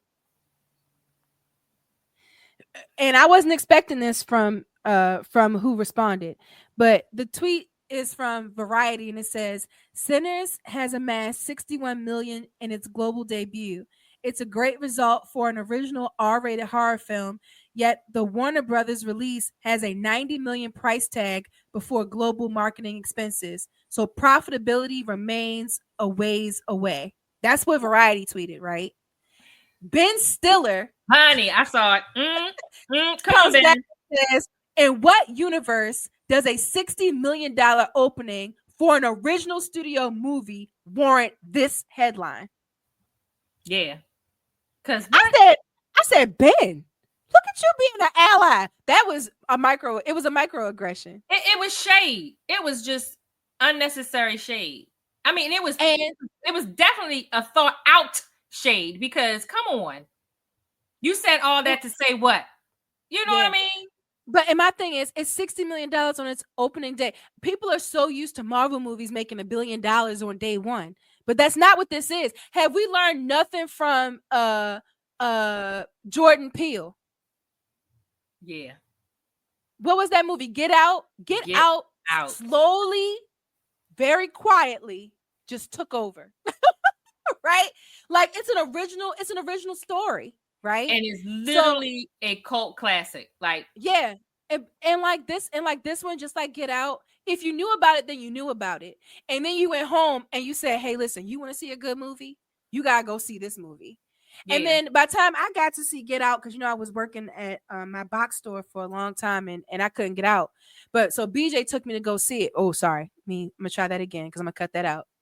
Uh you know, I was working for a long time, so I didn't get a chance to see Get Out the when I wanted to. And your oldest son took me to go see it. Mm-hmm. When he and I saw it, we were in a room full of old white people. The old white people had heard about it and was like, I Word. gotta see this. You understand what I'm saying? It was a quiet sleeper hit. And I feel like Sinners is gonna be the same. It's gonna be the The same. ones who knew, I knew about it, you knew about it. What's it called? Those Australian cats, two white guys in Australia, they were hyped to see it. Knowing full and well, they were even making jokes. They were like, oh man, they were doing such soulful music, like Smashbox, like like Sugar Ray. I mean, they were making all sorts of, it was funny. The jokes they were making were like hilarious. Anyway, but like they were hyped to see it. They were so hyped to see it that when James on the Weekly Planet, no, Mace on the Weekly Planet said, next week we're gonna watch Novocaine, right? And Novocaine is a good movie if anyone wants to see it. And James said, Novocaine, we gotta see Sinners. Hello. You know what I mean? Like, so like we heard about it, but now like I'm telling mommy was like, I heard it was weird. Should I see it? Yes, you should go see it. Yeah. You know what Yeah. I mean? Like now we're telling people about it. So $60 million on its opening is not bad. No. It's got to make 90 plus. It's going to do it. It's going to do it by next weekend. It's going to You do it by know next what weekend I'm because so saying? much has been said about this movie. Everybody's going to want to go see it. And it's going to be in theaters for a long time. It's going to be in theaters for a while. It's going to be in That's what theaters I thought probably up about until too. midsummer. Yeah. Because I was like, movies don't typically stay in theaters long, but I bet you this one will. This one will. And then when it comes home, it's going to be on streaming. And they're going to clean up on streaming. Because when you hear it's on streaming, you're not going to watch it? I'm watching it. I'm watching it. But can I just tell you that Ryan Coogler to me he's like what's that direct? He's like a Spielberg. To me, he's gonna be like Spielberg. He's an auteur. He's a Hitchcock. He's a Spielberg. He's a Tarantino. He's an auteur. Yeah. Yes. And all you need is to hear his name. Because I'm not even gonna lie. All I heard was Ryan Coogler had a new movie. Yeah. But bet I'm there. I didn't even know what it was about. All I knew was it was called Centers. And I'm like, oh, I'm going to go see it. Because he has made himself that kind of reputation that if his name is on it, it's going to be good. It's going to be good. Yeah. It's going to be good. Period. Yeah. Okay. So overall takeaway for the film. You said you got to say it again. Are you sure you don't want to give any thoughts on just your first pass of the film? Like I said, just the whole the opening conversations of spirituality in the Black community, how it is our foundation, and that actually Christianity is not. Like that conversation. I mean, it's always been there, but I just think this kind of solidifies it and put it in a more positive aspect towards the spirituality of Black Americans. Yeah, like it's not a bad thing. No. We see our aunts, we see our grandmother, we see our uncles, we see our cousin. We have a lot of cousins who are preaching and in ministry, and it provides such comfort. It provides foundation for them. Hoodoo is also, it's very closely tied to Christianity, but it's not. If you're in this space with us, if you're in the hoodoo space with us, then you understand that if the reverend can't save you, the root worker can. Yeah. You know what I mean? Like, it's okay that it brings you comfort. It's okay if it's a part of your foundations. I think that's a good thing. When we use it in a good way, but it's not it's not everything. It shouldn't stop you from living. You know what I mean? And I know we trying to close up, but the part where Annie and Smoke again, when he said, well, why when she said that she basically was praying over him and that's what saved him. And he was like, well, why didn't it help our baby? Why couldn't you save our baby? And basically everything. She said, I don't know. That right there is the most truthful thing ever. As a woman that she knows she has powers to do many things, but that one thing she couldn't do. Now, somebody that was religious, what would they say? Oh, well, God called the child. And there you go. He's sitting in the bosom of Jesus. No, I'll be the first one to tell you. Death comes for you, comes for all of us. Our time, we don't know when our time is up, but death will take you when it's time for you to go. So you gotta live now. What did Prince say? You better live now before the grim you better live now before the Grim Reaper comes knocking at your door. Yeah. That is the only truth that is true. And that was so powerful, sis. She didn't sugarcoat it. She didn't try to use scripture to get him to understand. And she just said, and once you're gone, that's it. You're gone. The only other way you come back is through, like Preacher Boy's kind of conjure. You're not actually back, but your spirit is invoked. That's why. Okay. Like you said, we trying to wrap it up, but I'm gonna go there. That's why that's why I believe what I believe. A lot of people, I know that I'm on the fringe. I know that I'm the weirdo when I say stuff like I don't think that our ancestors are literally next to us. I don't think that they're literally walking beside us. Mm-hmm. But I know that I can invoke their spirit. Mm-hmm. I know that I can pull from what they knew because I got here because the strongest of the strong were able to produce me. The ones who Mm-hmm. made it across the sea, the ones who made it in the fields, right? The ones who were able to get out of that and make something for themselves, right? I can only Mm-hmm. go back with so many generations, but I know that in order to get there, only the strongest of the strong, only the ones who knew, only the ones who listened and heard and made a way, they were the ones who were able to get, to get me where I am. I stand on their shoulders. They don't have to stand next to me. I don't need that. I don't need that belief. I don't need them to stand next to me and when I pull a card, they're talking to me directly. I don't need that. I can just invoke their spirit. They don't need to be ghosts in the room. Right? Now, I'm telling I I I feel like I feel them. I literally feel yeah. like they are inside of me. Yeah, that's it. They're already in me. I don't need them to be Yeah. a separate entity or No. thing. No. They You know are what I in mean? me. Mm-mm. Yeah. And that's why in the in the in my other tales originals, you know, Ro has a book, right? It's Mm-hmm. not a grimoire. It's just like every root worker, every hoodoo that was in her family from the time they hit this shore, right? Uh had to learn how to read and write and they had to put down what they knew in this book. Mm-hmm. So, I'm not talking about she has an ancestor altar yet. I'm not talking about, oh, well, she had a dream and this ancestor talked to her. I'm never going to say that and I haven't said that yet, right? Every time she wants to learn and engage, she goes back to that book. That book looks different for her than it did for the first person who ever got it, right? But it's still full of all the knowledge and information of the people who came before her. Mm-hmm. You know what I mean? And that's how she carries her ancestors with her. When I sit down and I listen to grandma talk, and I sit down and I listen to our aunties talk about, whatever it is that they have to say, I'm taking it in.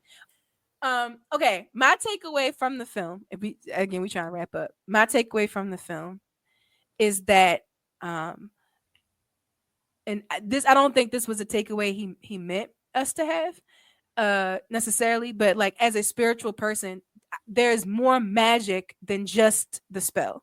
Mm-hmm. There's more magic than just lighting the candle. That in being your most authentic self by creating something, Mm-hmm. by being passionate about something, you are weaving the magic of our people.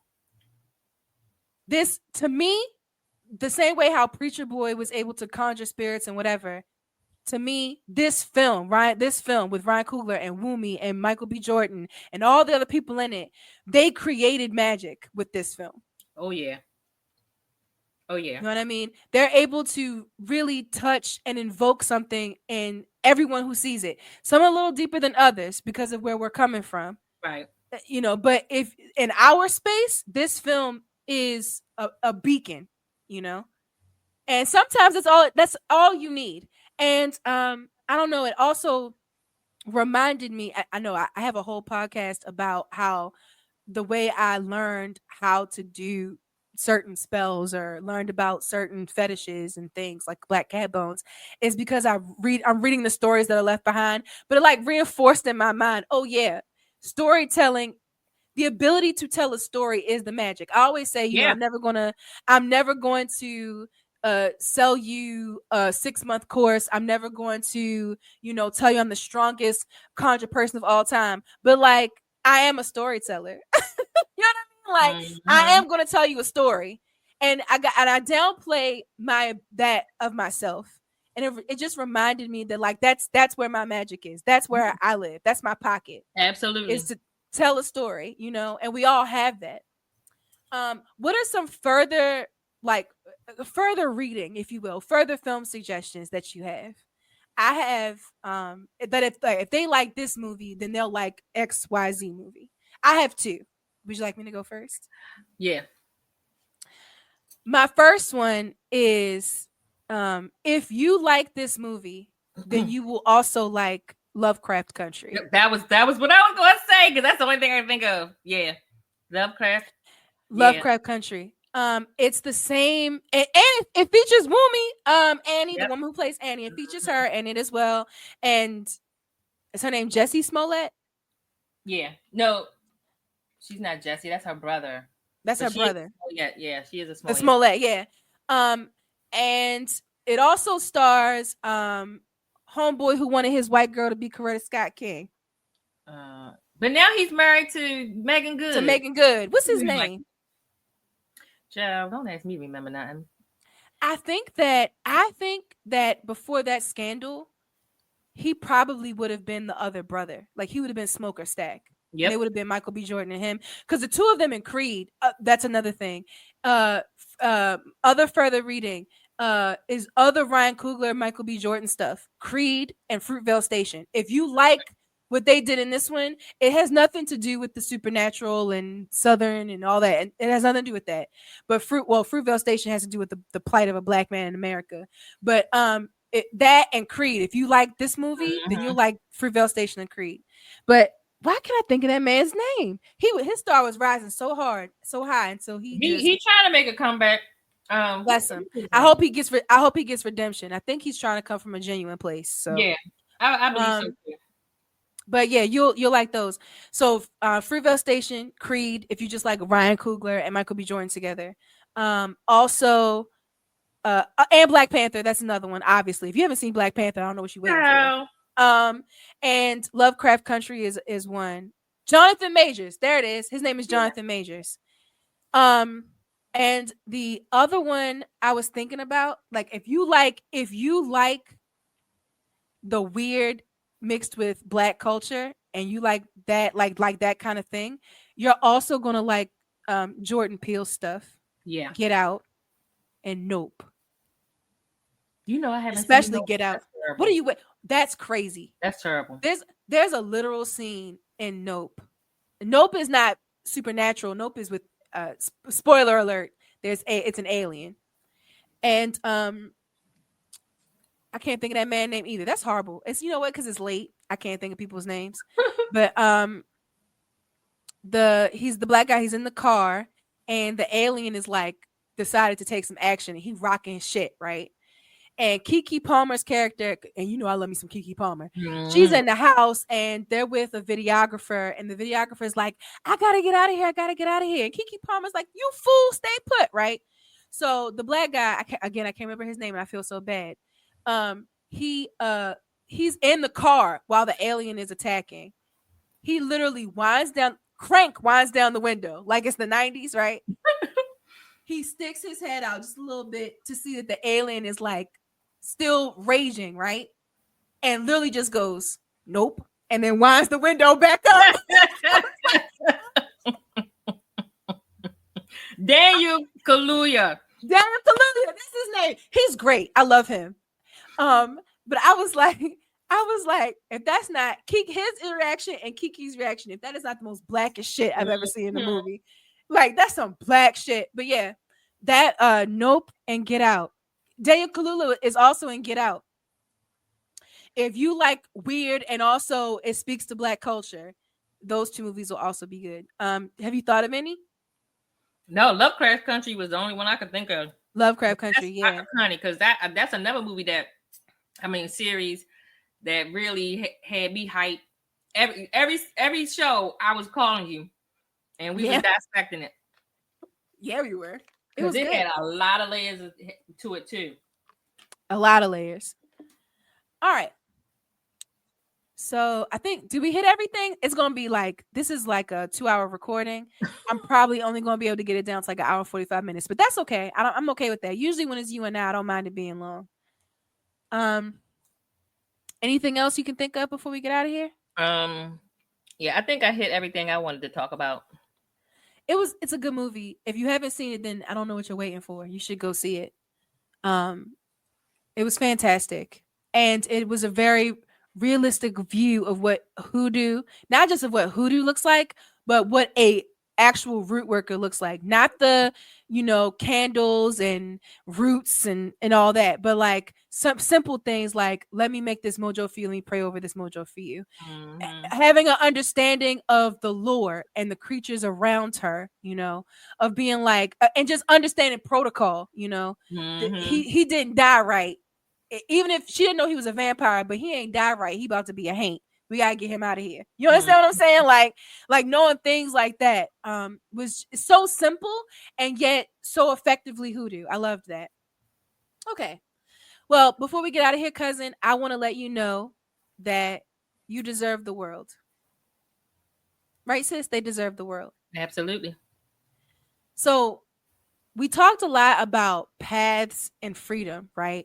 Preacher boy, is he going to be a preacher or is he going to be a blues musician, and be true to himself? Mm-hmm. Mary, the white passing octoroon lady, is she going to go back to Arkansas with her, with whoever white family she has, or is she going to be true to herself and be with the community who loves her and be with the man who loves her, right? We talked a lot about that.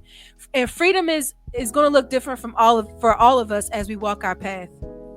But I'm going to say to you that whatever brings you joy, whatever gets you excited to wake up, whatever lights that fire of passion in your spirit, that's what's going to push you to spiritual freedom. Okay? So make up that protection mojo. Okay? Put it around your neck. Make sure you refresh it. Make sure you feed it. Love hot. Live loud. And know that when you call for your blessings, cousin, they will come to you. Big sis, I love you. I love you too. Thanks for sharing your thoughts with us. I'll see you guys next time.